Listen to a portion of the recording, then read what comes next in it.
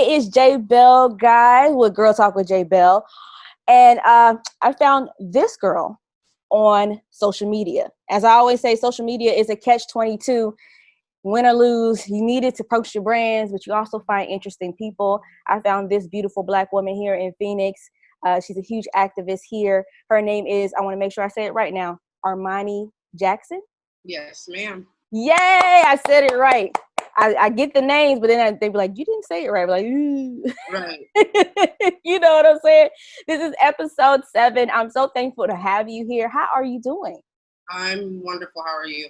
I'm doing good. Still going through this pandemic, you know? Yeah, I feel that. Doing as well as we can in the pandemic. Exactly. You know, hopefully things will get better after November, but that's neither here or there right now. So we're going to jump right into things, and we're going to let's talk about your background, son. So I actually was born in California. My parents moved here when I was about 4 or 5, and so we moved to Chandler, Arizona, where I was there until I was 9, and then we moved to Mesa, Arizona, where I spent pretty much the remainder of my life. So yeah, I pretty much grew up in East Mesa, elementary, junior high, high school, all out in East Mesa, Arizona. So like kind of borderline Apache Junction, you know where that's at. Yeah. I attended Arizona State University from there, where I got a bachelor's in justice studies with a minor in communication. And, you know, throughout my years in high school and in college, I was very involved in Black community and just trying to be a voice for those who can't speak for themselves. So let me ask you this before I start diving into these other questions. I know that you only lived in California until you were 9, but I'm pretty sure you've gone back and forth and kind of visit, you know, family, friends, that sort of thing.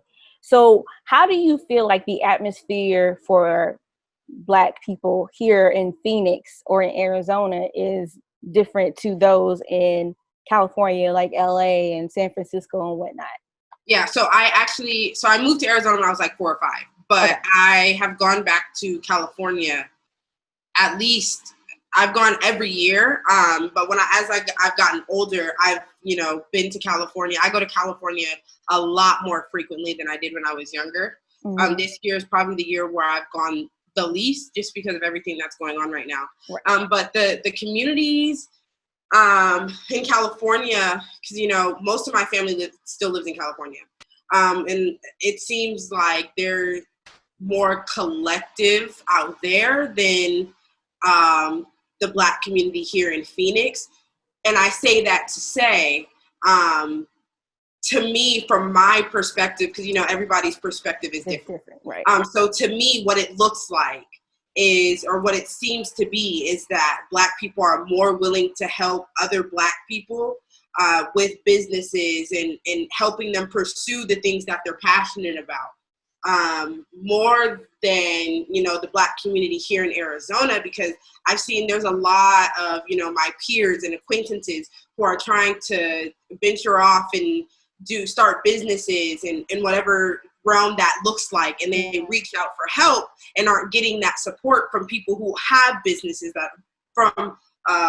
you know, people in the Black community that already have businesses that are up and running.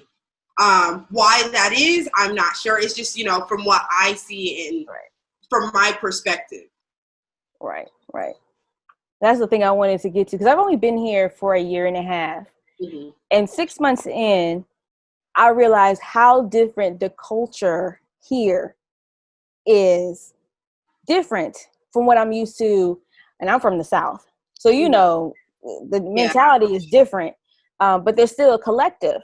And so coming out here thinking there'll be a little bit more diversity, it's kind of like we're still segregated from everybody else and then segregated within each other. Yeah. And so that was one of the biggest concerns for me living here. And so I wanted to get somebody else's perspective that has grown up here and kind of, if I was crazy, so to speak.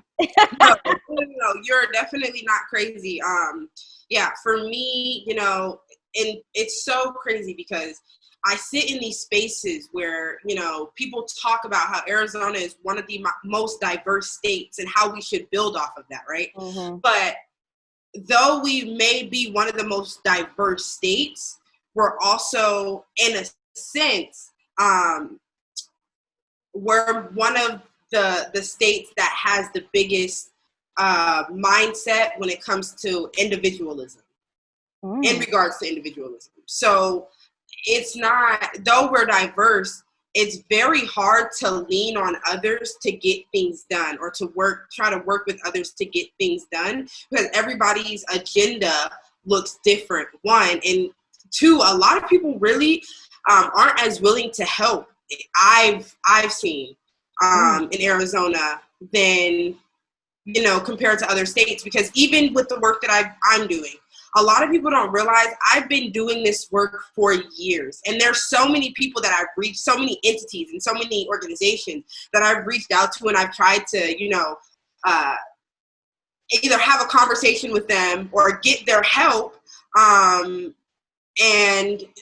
they were, you know, reluctant to even have those conversations with me, or they would give me the runaround. And now that, you know, people are actually seeing what I can do and what I'm capable of, these same entities and organizations are trying to reach out. And to me, that goes back to that individualistic mindset, that you're only reaching out to me now for personal gain, rather than looking at what we can do for the community. Because I was reaching out to see what we can do for the community, right? Mm-hmm. And you didn't want to hear what I had to say then. But now you see what I can do and what I'm capable of, and now you want to reach out to me. So what does that look like to me? And that's just a lot of the things that I've seen, which can be, for a lot of young people, that in itself, that causes them to want to step away from the movement and not be a part of these organizations that could do so much to help young people and to have our voices heard. Ooh. So wise to be so young. I love it. Well, let me jump into my next question. What is the moment you decided that being an activist was your journey? So I tell people all the time, I feel like this is what God placed me on this earth to do. Mm-hmm. And at a very young age, I found my voice. And that was because my dad has always taught. He has four girls and a boy. And my little brother is the youngest. And he's always taught each and every one of us to be very vocal when things are being done onto us that we wouldn't do onto others. Right. And then when things are being done onto others that we wouldn't want done onto ourselves or done onto others. So whenever, you know, things happen in the face of injustice, my dad has always been adamant on me being vocal about what's going on and how I feel in those situations. But I think what really, though I always had this voice, it was, what do I do with it? And I don't think I learned what to do with it until I was in 8th grade and Trayvon Martin was murdered. So I think that right there was a turning point for me, because he was murdered during Black History Month. And I remember in 8th grade, during Black History Month, I kept going home to my dad and I'm like, we're not talking about anything that pertains to the Black community. And it was really, to me, I don't want to sit in a history class where I'm not learning anything about my people and my origins and my ancestors and what that looks like and how I came to be sitting here in a space with people who don't look like me. So for me, I remember talking to my dad about this, and he was like very adamant on me going and talking to my teacher to see if she could at some point fit into the curriculum, talking about things that are happening in the Black community. And when I went to her, she shut me down so quick. It was, Armonee, that's not in our curriculum. That's not the curriculum the state gives us. And she prompted me to go take a seat. There was no having a conversation or any type of dialogue about the curriculum and even making, a little adjustment in the curriculum. And then after that, Trayvon Martin was murdered. And I remember going into going into that school day, and my emotions were everywhere, because for me, this is the first time in my lifetime, really, that I'm aware of an unarmed Black man being shot and killed for something as simple as, you know, walking in his neighborhood with his hoodie up and an iced tea and Skittle in his hands. And I remember, you know, there were 3 of us who were Black in that class, and we were all, you know, during our free time in class, we were all trying to discuss and unbottle, you know, all the emotions that we were going through and really decompress that and talk about it. And she basically said there was no having a conversation about, you know, that specific topic, or we're all going to get kicked out of class. For me, if you're telling me not to do something, it makes me want to do something more. So we decided, you know, me and my group of friends came together and we decided that we would come pick a day every week where we'd come to school in hoodies and bring an Arizona iced tea and some Skittles to school. And we did that. And the entire school just about got involved in that and wanting to be a part of that, to be a voice for Trayvon Martin. And I think that for me was when I knew that being an activist was going to be something I was doing for the rest of my life, to be able to speak for others who can't speak for themselves. Wow, that's powerful though, to do something like that. I remember that because I was in college. Well, actually, I went back to school, and I heard about it the night before. Had to do a morning show that morning, and act like everything was okay, because it's not something that we can necessarily talk about. Because I went back to school at a PWI, and as a Black woman, it was just like, I'm angry. Right. How do you express that you're angry about this in a way that doesn't seem like you're an angry Black woman? So right. The way that you proceeded with that and got your others, you know, your students involved, your friends, and the whole school, I think that that's something that's huge and that's big. And to be so young and to do that and have to experience that at such a young age and take that pain and use it for something good that's awesome. That's awesome. And so my next question to you is that I'm not sure, but when I was reading your bio a little bit on Instagram, it said you were part of the NAACP? Yes, ma'am. Okay. And so you're part of that. You are the Youth in College president. Do you feel like an organization like the NAACP, I love them to death. They've done a lot of great things along, you know, with our community, but do you think they're just as relevant today as they were in the 50s and the 60s? So one thing you'll learn about me is I'm very transparent and I'm very honest. Hey, I love it. A lot of people fault me for it, but I think that the NAACP at a national level, right? The NAACP has a lot of power. But I think one thing that the NAACP could do better with to make themselves more relevant in what's happening today is really, really, really listen to the youth, hone in on their voices, right? Because there's a lot of things that we're experiencing as the youth. Right. And the NAACP is a very old organization. It is the oldest and boldest civil rights organization that we have in this country. So a lot of things that are happening today are things that pertain to what was happening in the 50s and the 60s. But there are a lot of dynamics about what's happening today that differ from what happened in the 50s and the 60s and during the civil rights movement. There are a lot of dynamics that are different that those who have been in the organization for 40 plus years aren't gonna, find as relevant as we do because we're the ones that are experiencing it. So I think the older generations that have been in the NAACP for years really, really, really need to help as we bridge the gap between the older generations and the younger generations to make the NAACP as powerful as it could be during a time like this. Because if you're not listening to the youth and those that are involved in, at the forefront of what's happening right now, there is no way that we can make the change necessary for future generations that's going to be as impactful as the NAACP could. Wow. And I agree with you on that. I think it's a lot more than just posting something on social media and thinking that people are going to catch on to it. Like you said, there needs to be some type of gap bridged between the generation before us and the generation now. And a lot of things do need to be talked about and make them understand from your guys' point of view of how this can be handled better. Because until that happens, a lot of things that are happening right now are going to continue in a continuous cycle. Yeah, and it exactly. sucks. And it really, really sucks. And it doesn't look good because, you know, it's getting worse and worse. I mean, let's just be honest about that.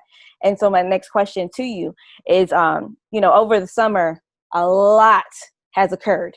Multiple murders by police, you know, being brutalized and whatnot. And the biggest one here in Phoenix was Dion Jackson. Yes, ma'am. That case that came to light right after George Floyd's murdering, his case and all that was happening. And so why do you believe, in your mind, in your perspective, your opinion, why do you believe that the time is now for our community to step up even more and really take a stance against racism, police brutality across the country, but also here in Phoenix? Because it was, you know, we were talking a little bit about it earlier about how the mindset is so different here. And so talk about that a little bit. So, you know, we saw what happened with George Floyd, and that was, you know, recorded for 8 minutes and 48 seconds, where we're watching a Black man who is telling you he cannot breathe with an officer that has his knee in his neck. He's telling you he can't breathe, and he is calling for his mom, right? And we're seeing this.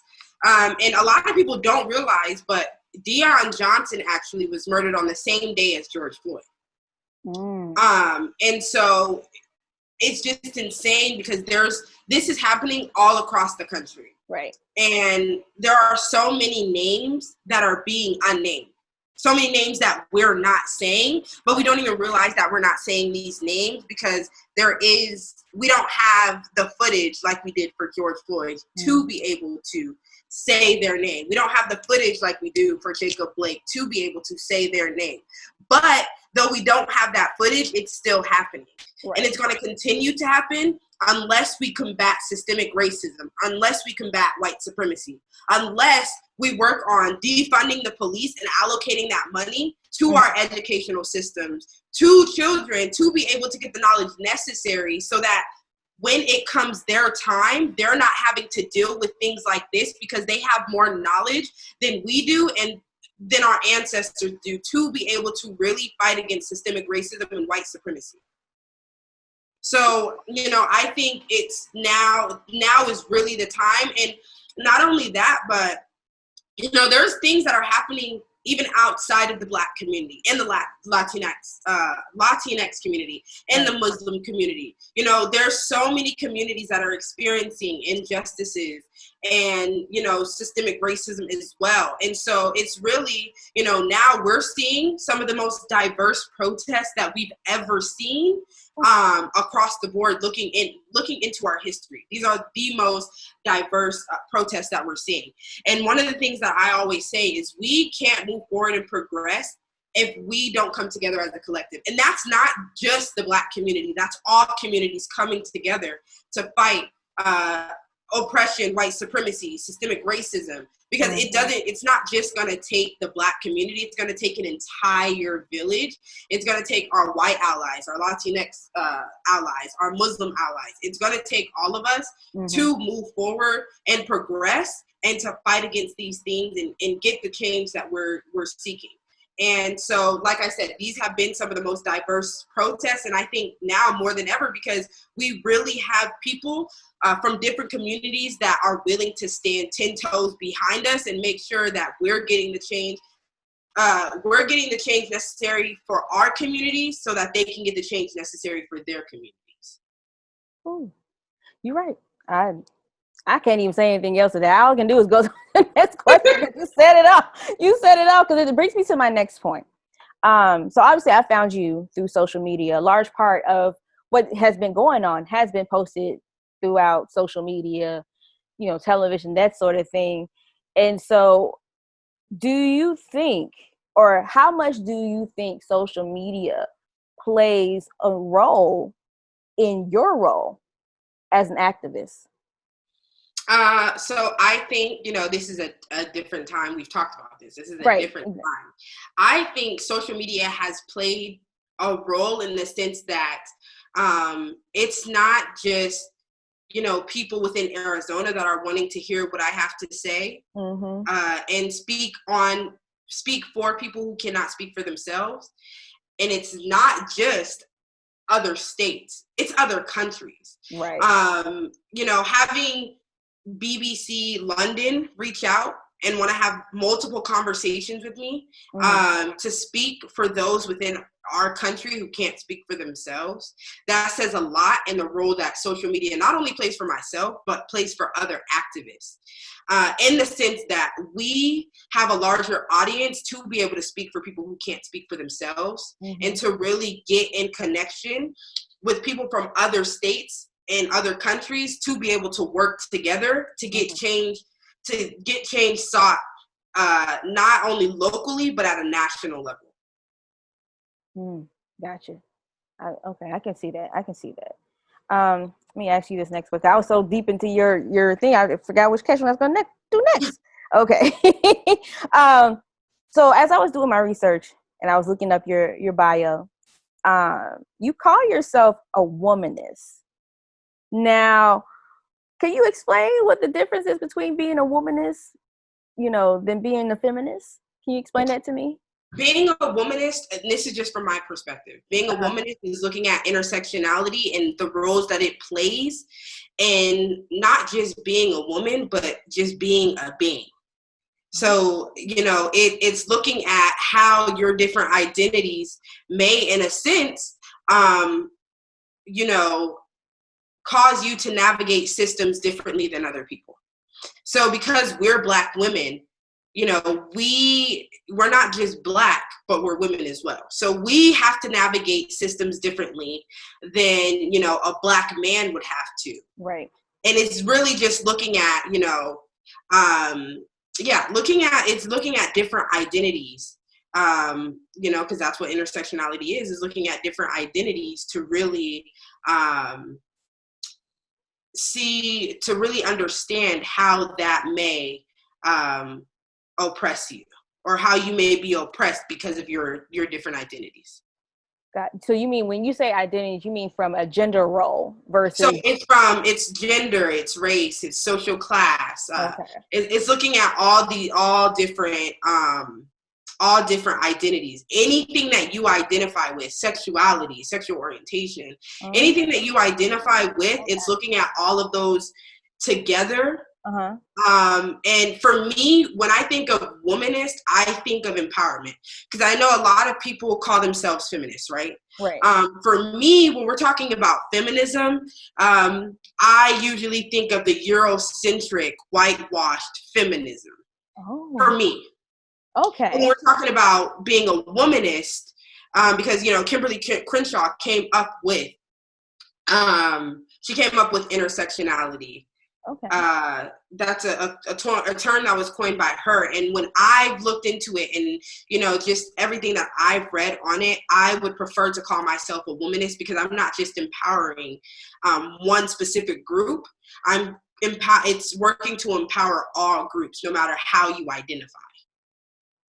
Okay. Now, I get it. I understand it a little bit better. I definitely see where you're where you're going with that. And now I'm gonna start calling myself a womanist. I am a womanist.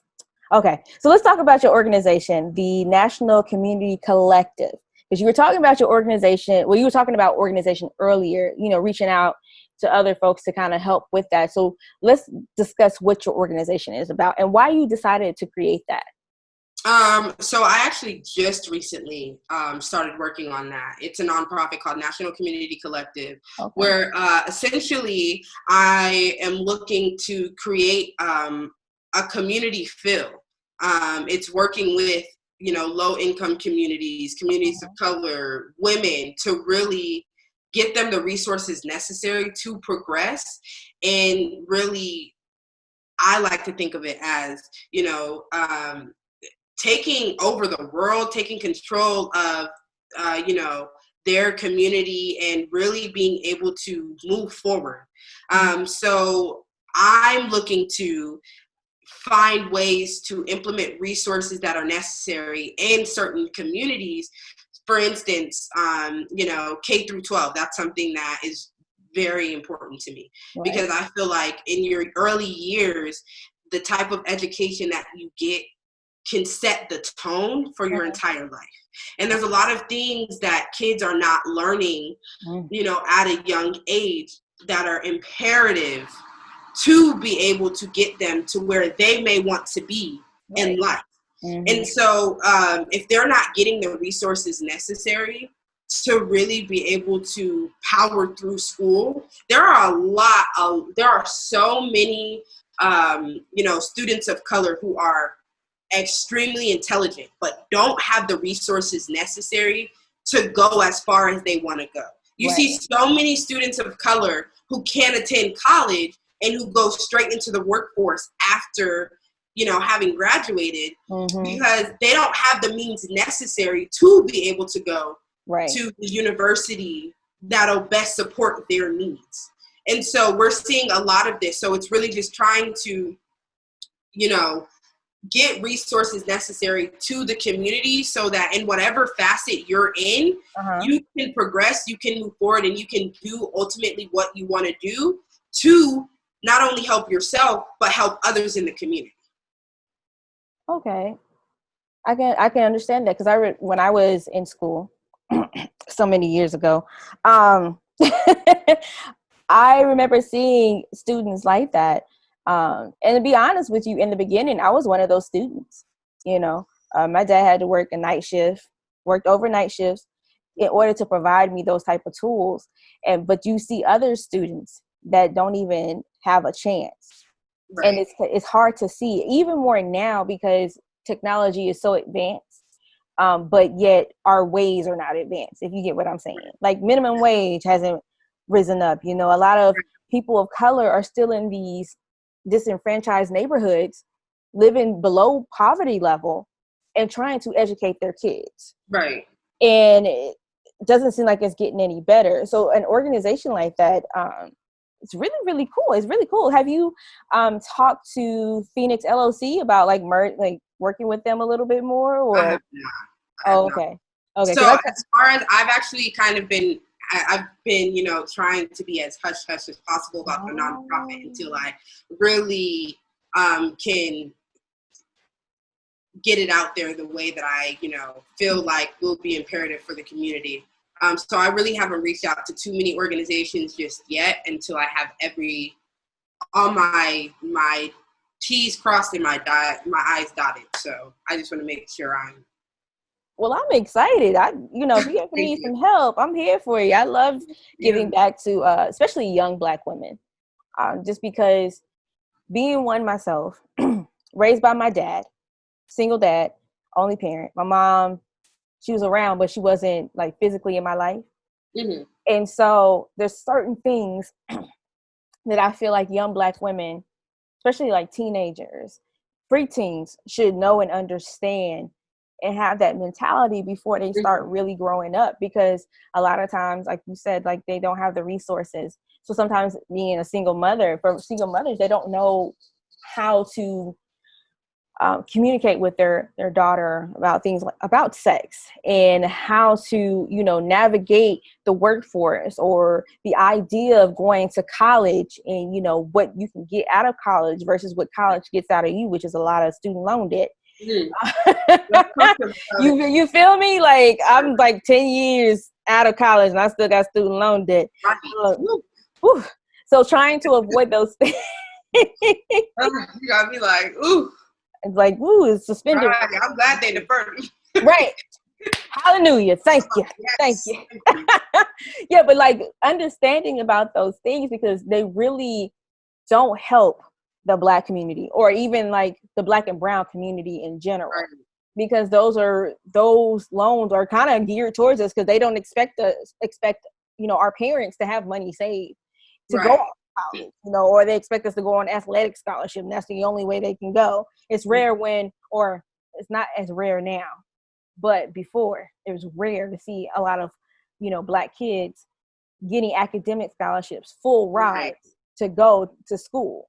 And so something like that, being able to talk to young girls, it's something I've always looked to, and hopefully get to do it eventually. Not eventually.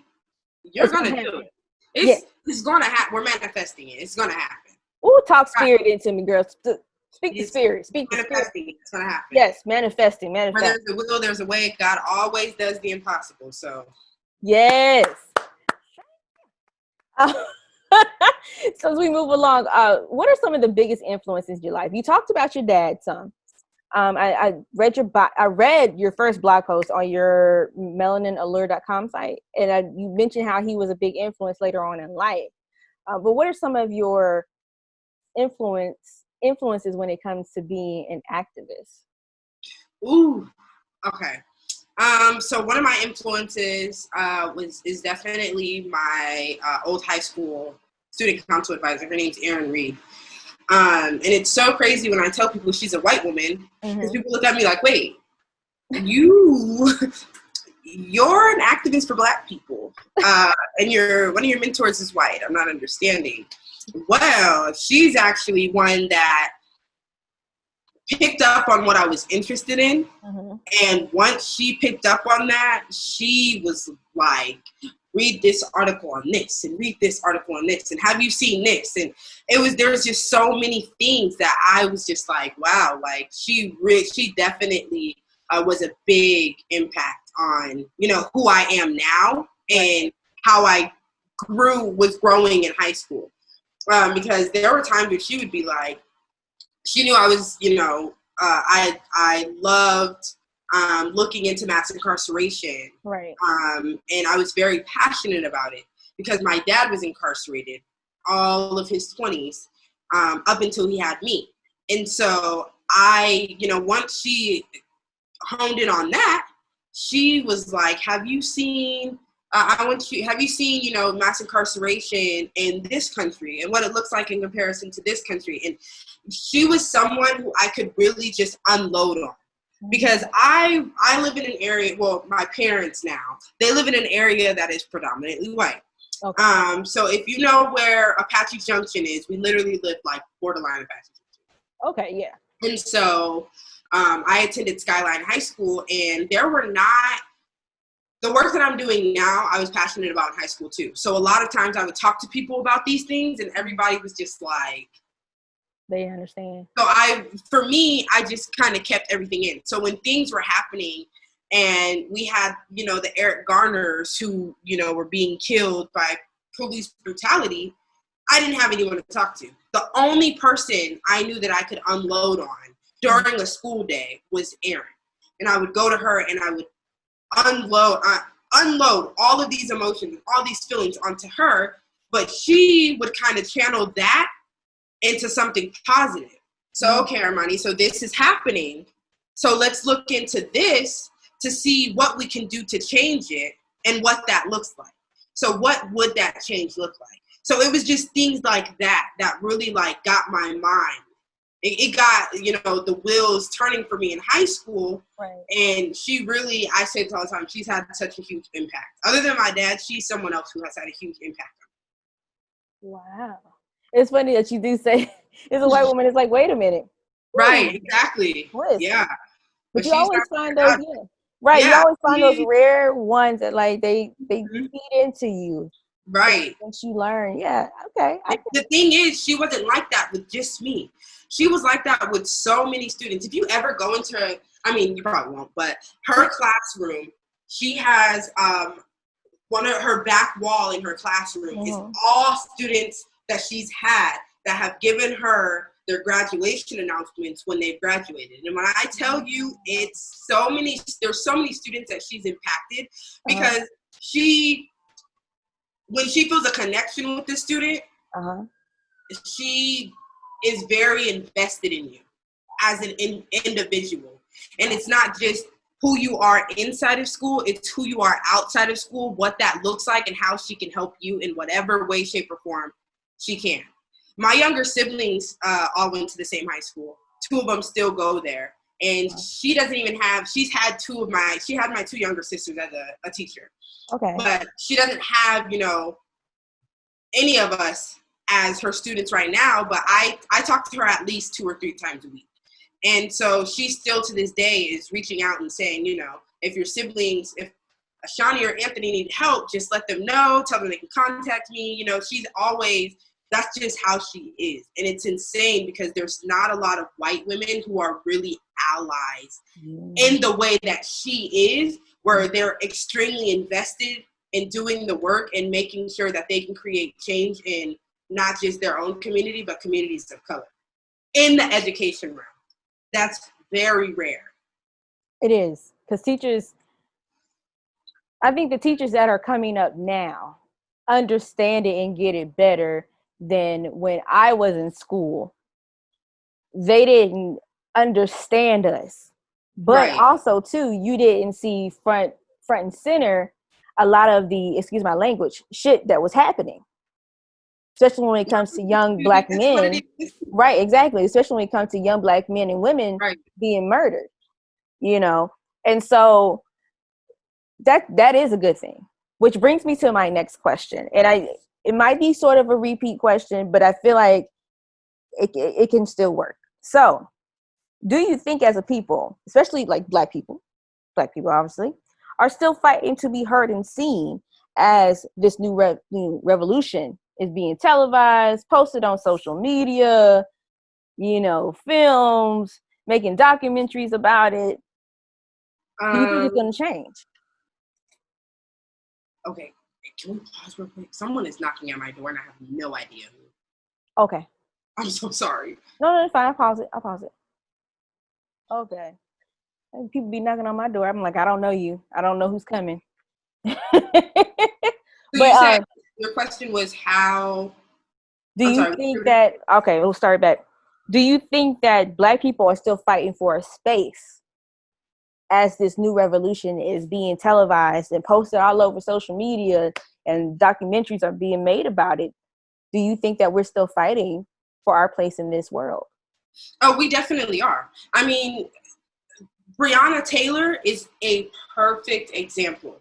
The death of Breonna Taylor, because her family, right, they just won a $12 million lawsuit. Right. Which is, okay, in some aspects, that's fantastic.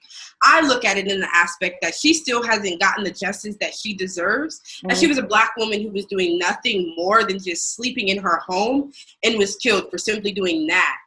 And not only that, but she was breathing for quite some time. And there were paramedics who definitely could have helped her and saved her life, but no one did. And so these officers that are involved need to be charged, or need to be tried and charged. And we're not seeing that. Yeah. And we're not seeing, justice in a lot of facets, and with a lot of, Black people in our community who have been done unjustly. Trayvon Martin, we still, as a Black community, that happened when I was in 8th grade. I had to be 13 years old. I'm 22 years old, about to be 23. And George Zimmerman is still walking the streets. Yeah. So for me, we're still fighting for space. We are still fighting. Though we're fighting for this space, one thing that I won't do, I'm not going to continue to fight for something. I'm going to take up that space, whether people like it or not. So if there's something that needs to be said, and I've said this before in a panel that I've done, in order for us to seek change, it's going to take transparency, honesty, and empathy. Right. Without those 3, there is no us seeking change at all. So when it comes to transparency and honesty, I'm going to be very transparent, upfront, and honest. So I may say things in a space where individuals may not like it, but I'm going to say what needs to be said, because that's the only way that change is going to be sought. If I'm saying things that I think you want to hear, or I'm, trying to go over my words to stop myself from possibly hurting your feelings, that's not me really trying to get change sought. So in that case, I'm going to take up whatever space I'm in to make sure that my voice is heard and the voices of those that can't speak for themselves are heard so that we can get actual change sought. So yes, we may not have, we may not be privy to a lot of spaces, but it's how do we get into these spaces? We have to be very strategic about how we do get into these spaces. And once we get in these spaces, what are we doing in these spaces with people who are very powerful? Because I have been in rooms with legislators, with police chiefs, with mayors, with people who can actually, with senators, with people who can actually implement change in Arizona. Right. And I have told them, if you bring me in a space, I'm going to be very transparent and I'm going to be honest, and you may not like what I have to say. I was in a room full of 15 police chiefs and told them, if you want to bring me into your space, though I feel a certain way about what should ultimately be done with the police, which is defunding them and ultimately abolishing them. Right. Though I feel a certain way about the police, I will sit in these spaces because a lot of my peers won't sit in these spaces because they're afraid to sit in these spaces. I'm not afraid. I'm gonna sit in these spaces and I'm gonna say what needs to be said. And they may not like what I have to say, but I'm gonna say it because that's the only way that we can implement change.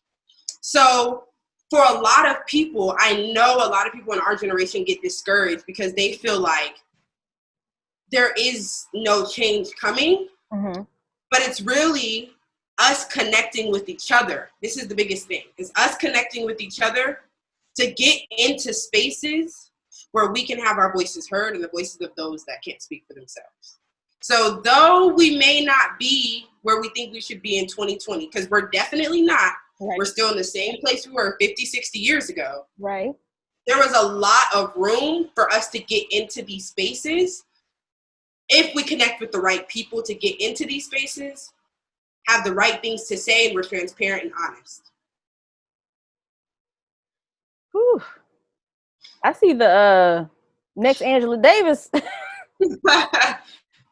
I love Angela. Davis. So I'm going to ask you this. You don't have to speak on it too much because Angela Davis just did a magazine cover. And I recently saw on your Twitter page that you were shooting for Rolling Stone. So Rolling Stone did reach out. They did reach out to future, not only myself, but other young Black women across the country who are at the front lines doing the work. So it's featuring a bunch of young Black activists who are women in one of their upcoming issues. So, yeah. Okay. I definitely need a copy. I'm gonna have to buy a copy just because, and have you come sign it because that's yes, huge. ma'am. That's really huge. I saw the pictures on your page. Unfortunately, I wasn't able to be out there at the front lines myself. Number one, because it was a little too hot for me. A little older, I can't take heat. But two, I was working. But I was working behind the scenes, and just seeing what you were doing, then seeing you getting ready to be a part of Rolling Stone magazine in these times. That's huge. That's big. So congratulations. Thank you. And as we close this out, what is next for Armonee? What's next for Armonee is definitely community building and making sure I'm connecting with others to give them the resources and connections that I have and vice versa. And, just making sure that I'm implementing change for future generations because I don't want in 20 years for my kids to be going through the same thing. I agree with you on that. I think it's scary to bring in kids right now in the world that we're living in. And then last but not least, do you have any words of wisdom for us Black women and for upcoming or aspiring activists that are following in your footsteps? I think, something that has definitely kept me going is faith. So I actually have a tattoo right here that says faith. Because sometimes, I mean, we all lose it, especially when we're doing the work that we're doing. Mm-hmm. It is very, very draining. It can take a toll on you mentally, physically, emotionally, spiritually.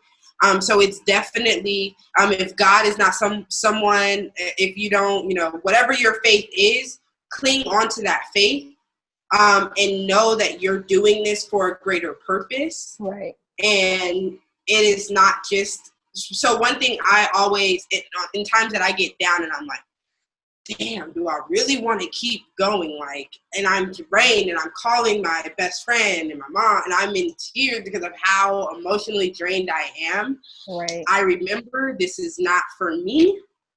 This is for my community and for future generations. So that for me is what helps me keep going. And there's going to be a lot of people, there have been a lot of people who have, things to say, but I don't feed into it because I know myself and I know I stand firmly in who I am. Mm-hmm. So when you know yourself and you stand firmly in who you are and you love yourself, it's so easy to keep moving forward and not feed into the sidelines and to really hone in and have that tunnel vision on what you want the future to look like.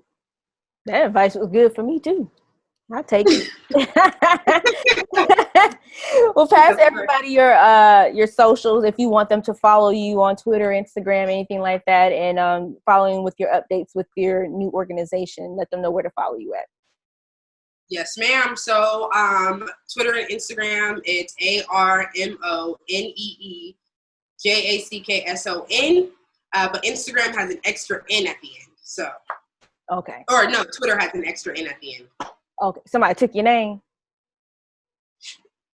Well, see, I had a Twitter before, but they had found out that I was really young when I made my first Twitter, so they deactivated it. Yeah. Twitter always be doing some BS, but let Trump do whatever, say whatever. Right. Anyway. Yeah. Okay. Well, thank you so much for being on my podcast. I really do appreciate it. You really dropped some gems. Not only for myself, but for other women that are listening to this right now. And I look forward to seeing your growth, even on the level of towards Angela Davis and Tamika Mallory. I think those are huge names that are really doing some big things. And I think you're going to be right up there with them soon enough. And I definitely will be hitting you up to get an autographed copy of Rolling Stone. Okay? Oh, I got it. Make sure you guys, you are following me on Twitter and Instagram. My Twitter, I got two different ones. Unfortunately, I got suspended too. So Twitter is J.Belle on air. And then Instagram is Janelle Belle. That's JNELLEBELLE.